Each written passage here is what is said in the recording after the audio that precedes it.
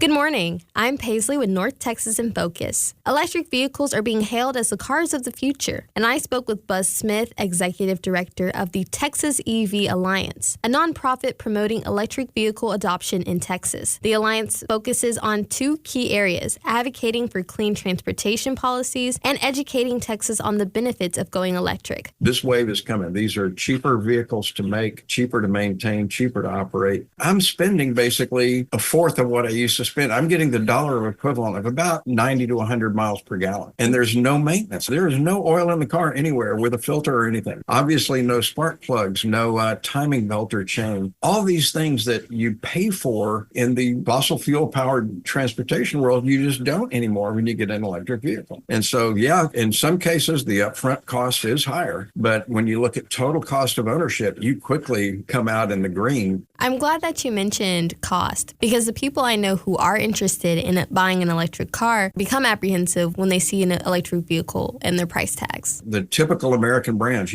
Ford, Chevrolet, and companies like Kia and Hyundai have come out with really affordable EVs, some in the high 20s, low 30s. Now they're not only competing at the price, but they're also total cost of ownership. There's a huge advantage. So you get to the point where it is crazy not to get an EV, especially early in your career when you're trying to squeeze the most out of every dollar that you can. Even a used EV, get the battery checked out by the technicians, have them give you a report, make sure the battery's in good shape. Almost no maintenance on them, so it's just plug them in and drive them, have fun. What has been the biggest challenge with getting more people to drive electric vehicles in the DFW area? I think the biggest one is getting the politics out of this discussion. The fact of the matter is EVs win people over just on their own merits. If a Tesla catches fire somewhere, it's going to be on the front of every web page out there for a while. If a gasoline car catches fire in the driveway next to your house, it probably won't even make the local newspaper. We are so divided as a nation in our politics. Let's find the places where we can sit down and have a beer and just enjoy each other's company and go back to just being curious people.